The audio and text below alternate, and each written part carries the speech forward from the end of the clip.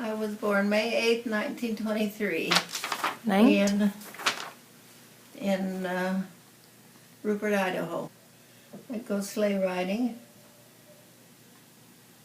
My dad would hitch up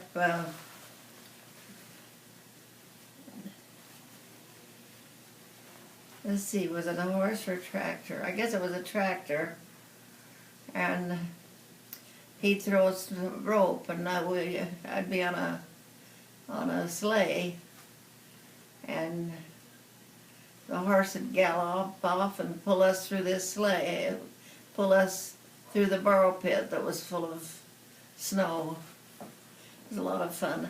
And then we hooky bobbed. And that's when you run and get hold of the back of a car and put your feet down and just slide along behind that car.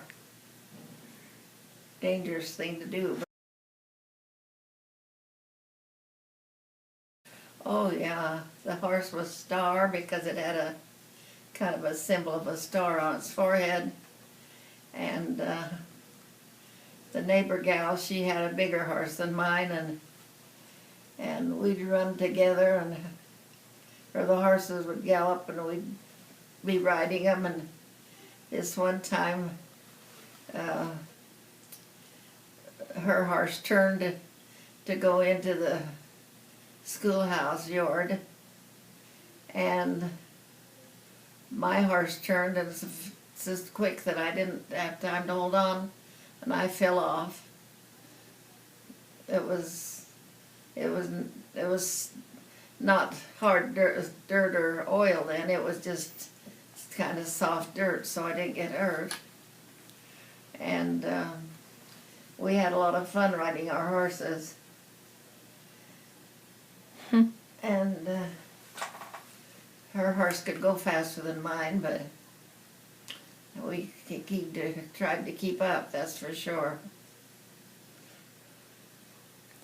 In the schoolyard they had it was a long pole, and it had how you held on to it, the end of it, so then you'd run and pull and fly out in the air, some more and do it again. It was a lot of fun. And in the winter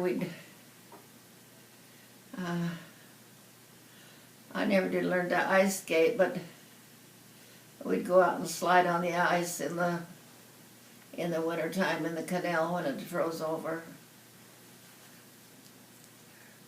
In the summer, that's where I learned to swim, was in that canal, and we'd go up in there, Wanda, my friend, and I, and paddle around, and I got into water over my head.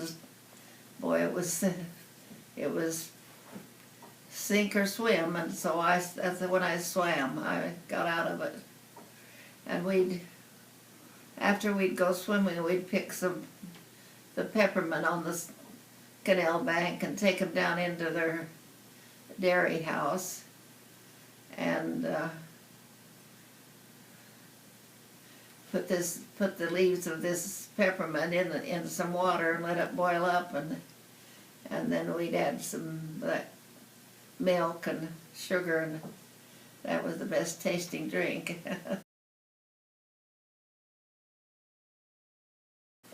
We didn't waste any food at all. We ate every crust of bread, and took care of our food very carefully. And the war, my brother Eldred fought in it, as did Chester.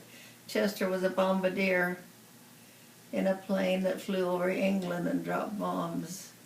And when the war ended, I was in the kitchen ironing clothes on that ironing board. So I was very grateful to hear that the war had ended.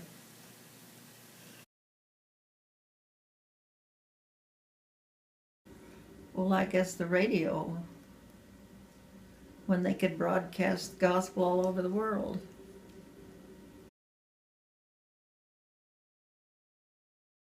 Oh, everybody gets in trouble. I was riding the horse one time, he was galloping along, and I caught my foot in the fence and just slid. I was riding bareback, so I just slid right over the back of him down.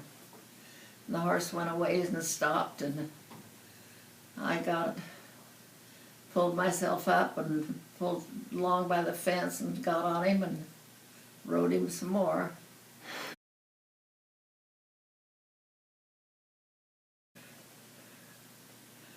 Well, in the second grade, there was the cutest boy, and I just fell head over heels in love with him.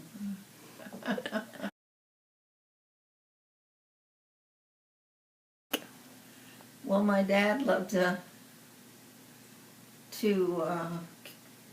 hold me in his arms and dance around the kitchen floor while he would sing the song. And I always remember that. He had kind of a big tummy, and I'd rest on that tummy of his while he was dancing around with me. Oh, Mom was a very kind, gentle lady. She was a great cook. On our birthdays, we'd come home to an angel food cake, all frosted and with candles on it. I encouraged her to enter her cake at the fair, and she got a blue ribbon on it, and she was so thrilled about that. Wow. We'd gone to a fireside, and he asked to take me home.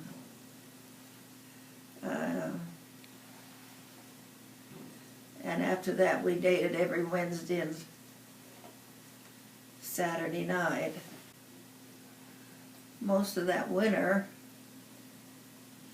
and then we finally asked the bishop if we could get married, and he interviewed us, and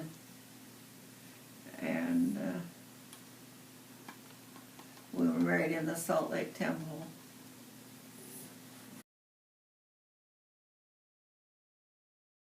The church didn't have any restriction on age of marriage then. Mm-hmm. So a lot of the gals got married at that age.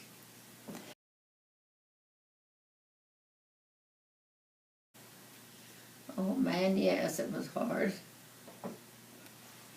Alfred had a mother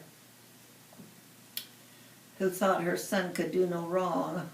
Well, anyway, on every Saturday and, let's see, 3 times a week he'd come. I guess we went horseback riding together.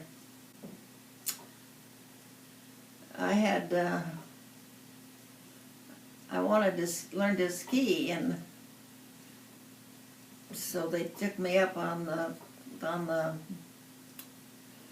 oh, what do they call it, the Kitty Hill or Bunny Hill, and let me go, and I fell down, and it took 4 people to lift me up, and it embarrassed me so much I never tried to ski again.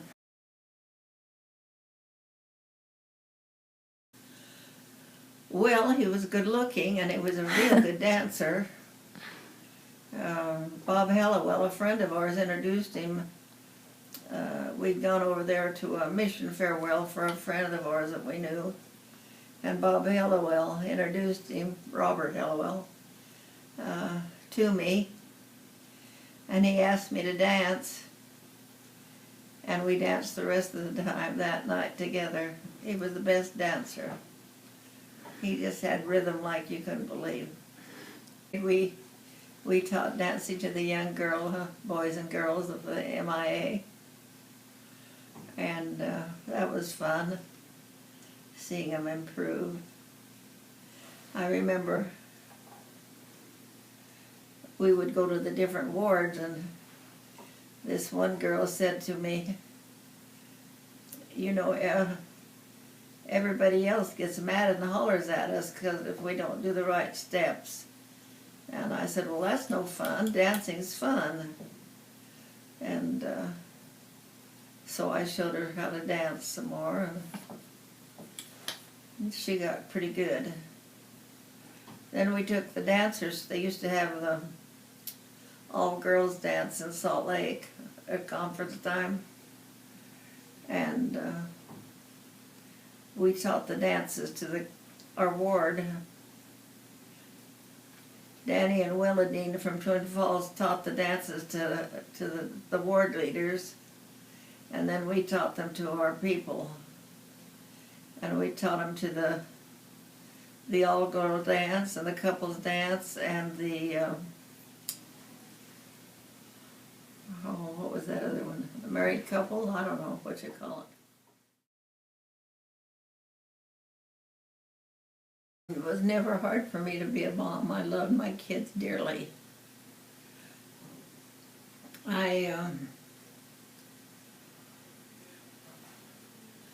The hardest thing about I didn't find anything hard about being a mom. I loved my children. It was just a delight to be able to love them and take care of them. And when I was staying out with Rich and Tasha's children, so she could study to be a nurse or a school teacher at that time.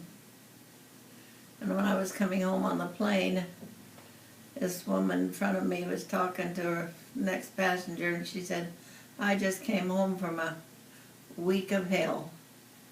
And I said, "I just came home from a week of heaven." I just loved those kids dearly, and they cried when I left. The little boy used to jump off the bed, and I'd catch him.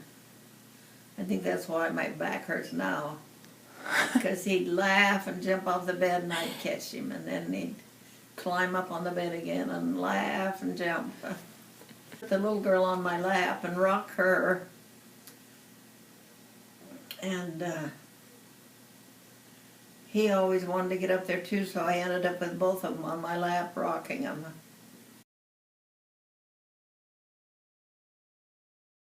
David got very sick when he was a child, and we thought we were going to lose him, and we gave him a priesthood blessing, and he became better. He and Jill got along pretty good, and then when they got in their teens, they kind of had a rivalry.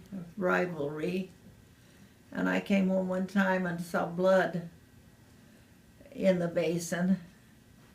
And I thought, oh my gosh, one of them has killed the other. And as it turned out, well, he just had a nosebleed.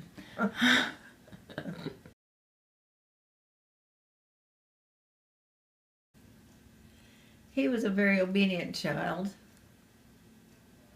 He didn't give us any trouble. He married Pauline, and that was the best choice he could have ever made in his life, because Pauline's a wonderful girl.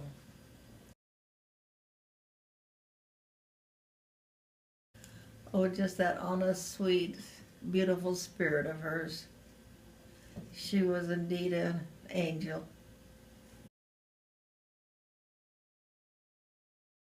One to Florida and one to Morristown, New Jersey. Most memorable, I don't know. We met so many nice people out there, and there was one time this girl, we were going to baptize her, and she got frightened. She didn't want to get in the water, and I sat by her and talked to her and calmed her down, and she finally went down into the water of baptisms with the missionary, or with the elders, and she was baptized, and she was a very good member after that.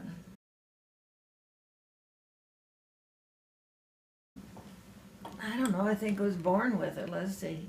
I had an administration, and I knew, a feeling came over me that I knew that that was a true testimony, the true gospel.